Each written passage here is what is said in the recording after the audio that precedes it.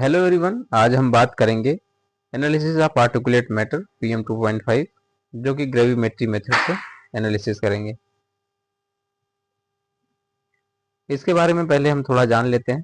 PM 2.5 stand for the particulate matter less than 2.5 micrometres in aerodynamic diameter.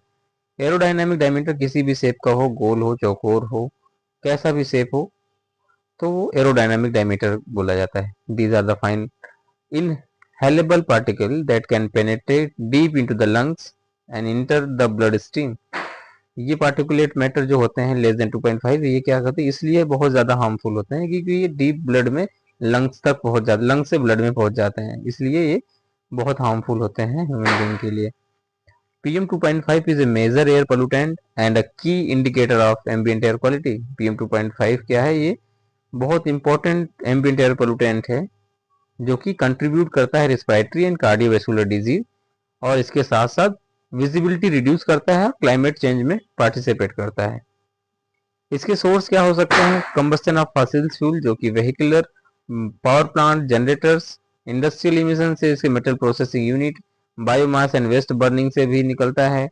Secondary aerosol formation होता है जो कि sulphur dioxide, nitrogen dioxide and volatile organic carbon के combustion की concentration ज़्यादा होने के साथ साथ ये PM 2.5 क्रिएशन करते हैं। PM 2.5 का dust resuspension and construction activity also involve होती है इसमें, जो कि इसमें माइनर कंट्रीब्यूशन है, लेकिन कंस्ट्रक्शन एक्टिविटी पार्टिसिपेट करती है PM 2.5 में, लेकिन कम करती है क्योंकि PM10 उसमें ज़्यादा निकलता है, ज़्यादा मात्रा में।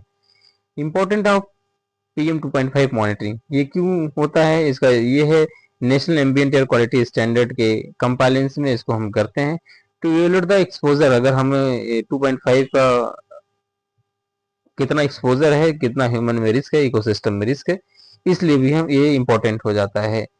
Pollution control strategy and policy intervention, अगर हमें कंसंट्रेशन PM 2.5 का पता हो जाएगा, हम इसके लिए पोल्यूशन कंट्रोल स्ट्रेटेजी बना सकते हैं, पॉलिसी इंटरवेंशन कर सकते हैं। इसके साथ साथ to identify the pollution source and seasonal variation, हम अगर कंटिन्यूस मॉनिटरिंग करते हैं हमें ये पता चलेगा कि कितना हमें पोल्यूशन का सोर्स और सीजनल वेरिएशन हो रहा है PM 2.5 में, तो हमें सोर्स पता होगा जिसके साथ हम इसका रिडक्शन भी कर सकते हैं। पार्टिकुलेट मैटर PM 2.5 का प्रिंसिपल क्या है? It is drawn through a size selective inlet that separate the particles more than 2.5 micrometre. जो भी 2.5 माइक्रोमीटर से ज़्यादा के पार्टिकल हैं वो क्या करता है, इंस्ट्रूमेंट ऑटोमेटिक इसको हटा देता है, सिलेक्ट कर देता है, हटा देता है। जो और फाइन पार्टिकल जो लेस देन 2.5 के होते हैं उसके कलेक्ट करता है, जो कि प्री वेट फिल्टर पेपर हम उसमें लगाते हैं, PTFE और ग्लास फाइबर फिल्टर होता है। The mass concentration of 2.5 is determined by the wait difference of filter before and after sampling.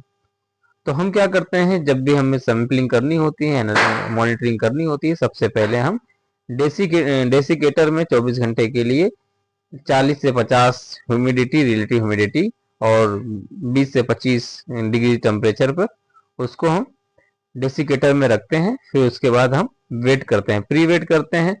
फिर 8 घंटे के लिए हम 24 घंटे के लिए लगाते हैं 2.5 का, और उसको पोस्ट वेट करते हैं। फिर उसके बाद फिल्टर पेपर चिमटी की मदद से निकालते हैं और फिर से उसको फाइनल वेट लेते हैं।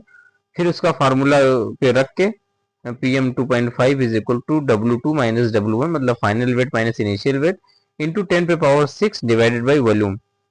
जो हमारा वॉल्यूम है उसको डिवाइड कर देते हैं तो हमारा रिजल्ट आ जाता है पार्टिकुलेट मैटर माइक्रोग्राम पर मीटर क्यूब में। इसके लिए ऑपरेटर्स है, देखिए यहाँ पे देख सकते हैं कि हमको एक हाई वॉल्यूम सैम्पलर चाहिए, उसके साथ जो हमारा इनलेट है 2.5 माइक्रोमीटर का होना चाहिए, फिल्टर पेपर चाहिए जो कि 37 mm का होना चाहिए, ग्लास फाइबर फिल्टर या PTFE। एनालिटिकल बैलेंस जो हमारा होना चाहिए वो सेंसिटिविटी जो उसकी होनी चाहिए ±0.01 मिलीग्राम होनी चाहिए। डेसिकेटर जो हमारे पास टेम्परेचर है 20 से 25 और 40 से 50% रिलेटिव ह्यूमिडिटी होनी चाहिए, ये हम पहले बता चुके हैं। Flow meter and elapsed time meter होने चाहिए, कितना चल रहा है, कितना एयर लिया है, तो जिसकी वजह से हम कितना वॉल्यूम है एयर का वो निकाल सकते हैं। सैम्पलिंग प्रोसीजर आपको पता ही है कि उसकी की filter in the conditioning chamber 20 से 25 डिग्री सेल्सियस और रिलेटिव ह्यूमिडिटी 24 घंटे के लिए जो होनी चाहिए 40 से 50% होनी चाहिए। और इसमें कुछ नहीं है, जो कि हमने बहुत डिटेल में बता दिया है। अगर कोई जानकारी आपको चाहिए कमेंट कर सकते हैं, इसको हम पूरा सोल्यूशन देंगे। कभी अगर आपको दिक्कत आती है कि कैसे इंस्ट्रूमेंट काम करता है तो भी आप हमें मैसेज करके पूछ सकते हैं। बस इस वीडियो में इतना ही।